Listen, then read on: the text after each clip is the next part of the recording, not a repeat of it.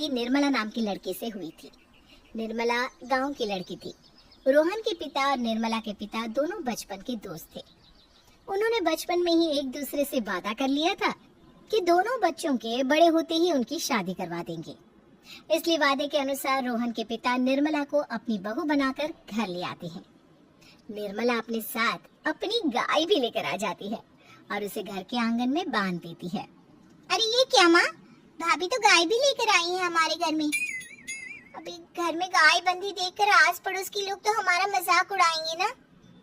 हाँ बेटा, तू ठीक कहती है, लेकिन क्या करूं मैं, तू तो जानती है तेरे पिता किसी की नहीं सुनते हैं। अरे ये क्या निर्मला, तुम अपने साथ गाय क्यों लेकर आई हो? आपके शहर में पैकेट वाला मिलावटी दूध मिलता है ना, लेकिन मुझे तो रोज ताजा दूध पीने की आदत है। गाय लाकर मैंने ना बहुत अच्छा किया है। अब हम सब रोज ना गाय का ताजा ताजा दूध पियेंगे।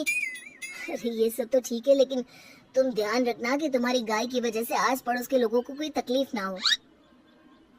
हाँ हाँ, मैं सब देख लूंगी, आप चिंता ना करें। कुछ दिन बीत जाते हैं। फिर एक दिन, चल बहू, आज हमें बाजार से सब्जी खरीदने जाना है। उसकी बात सुनीता निर्मला को बाजार में ले जाती है। सब्जी के महंगे दाम देखकर निर्मला के तो होश उड़ जाते हैं। ये क्या माँ जी, 1000 रुपए की सब्जी, ये तो बहुत ही ज्यादा है।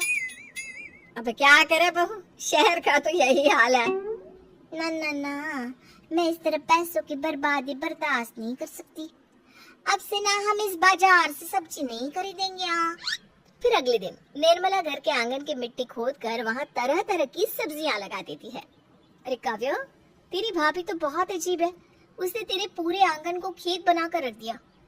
मेरी समझ में नहीं आता तुम लोग इस लड़की को कहाँ से पकड़ कर लाए हो। अरे सब मेरे पिताजी का किया धरा है। सालों पहले अपने दोस्त से की वादे के चलते उन्होंने उस गवार को हमारे गले बांध दिया। अरे तेरी भाभी सच में एक नंबर की गवार है, उसे तो ढंग के कपड़े पहनने तक नहीं आते, ऊपर से उसने तेरे घर को गांव का तबेला बनाकर रख दिया है। उन औरतों की बातें सुनकर काव्या को बहुत बुरा लगता है। फिर वो अपने भाई रोहन से इस बात की शिकायत करने लगती है।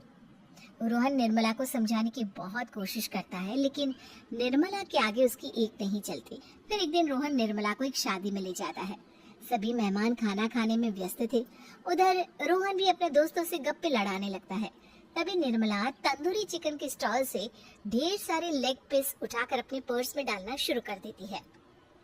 घर जाने के बाद इसे फ्रिज में रख दूंगी और कल सुबह मैं चीज सिखाऊंगी।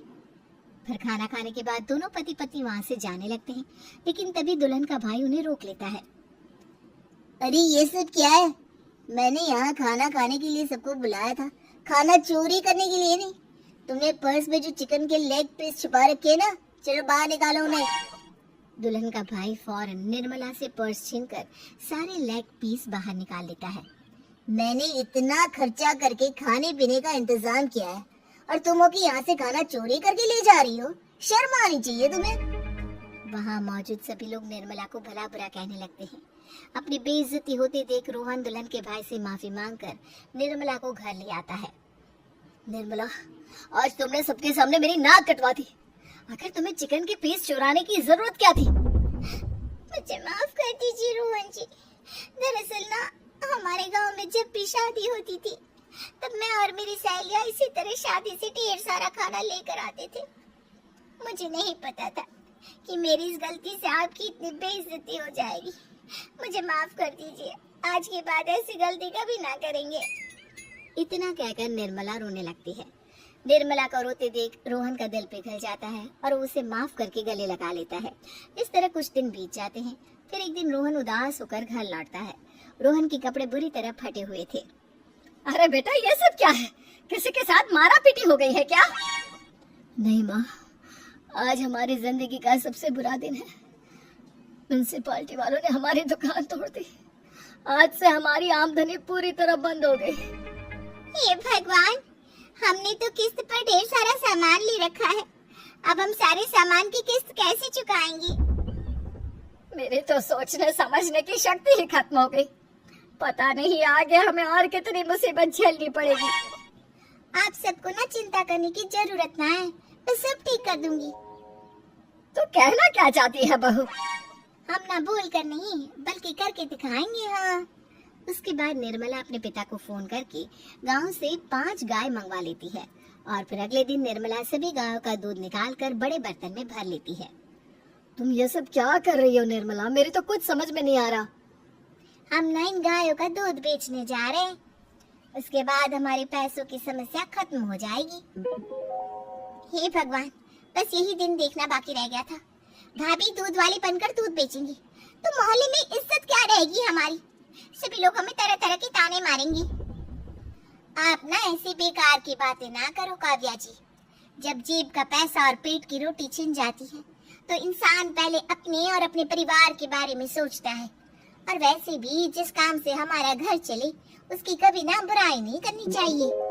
फिर निर्मला दूध के 2 बड़े बर्तन साइकिल के दोनों तरफ लटकाकर मोहल्ले में घूमने लगती है। दूध ले लो, दूध, गाय का ताजा ताजा दूध ले लो, बिना मिलावट का शुद्ध दूध ले लो। चलो चलो आओ भाई, जल्दी ले लो। तभी निर्मला के पास कुछ औरतें आती हैं। अरे तुम तो सुनीता की बहू हो ना? तुम इस तरह सड़क पर दूध क्यों बेच रही हो? निर्मला उन दोनों औरतों को अपने घर के हालातों के बारे में सब बता देती है। देखिए, मैंने ना अभी अभी गाय का ताजा दूध निकाला है। आप सब तो रोज पैकेट का दूध पीती हो, आज गाय का ताजा दूध पी कर देखिए, इसकी ना बात ही कुछ और है। हाँ बहू, मुझे तुम्हारी बात समझ में आ गई। ला, मुझे 2 लीटर दूध दे दो। उस औरत की देखा देखी बाकी औरतें भी निर्मला से दूध खरीदना शुरू कर देती है। थोड़ी ही देर में निर्मला सारा दूध बेचकर ढेर सारे पैसे इकट्ठे कर लेती है। उसके बाद निर्मला घर जाकर सारे पैसे अपनी सास को पकड़ा देती है। अरे बहू, इतने सारे पैसे! सच में तेरा आइडिया तो काम कर गया। अरे माँ जी, आप तो बस देखती जाइए, कुछ ही दिनों में मैं अपने घर की सारी समस्या खत्म कर दूंगी। हाँ।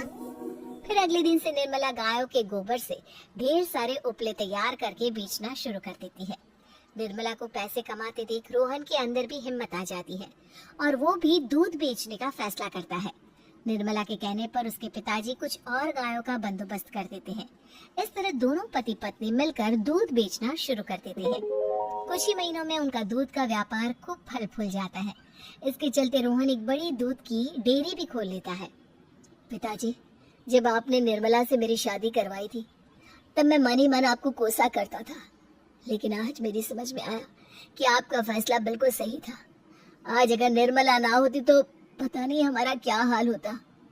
हाँ बेटा, तू ठीक कहता है। हमारी बहू ने तो हमें उजड़ने से बचा लिया। भगवान ऐसी बहू सबको दे। इस तरह निर्मला की समझदारी के चलते सब कुछ ठीक हो जाता है।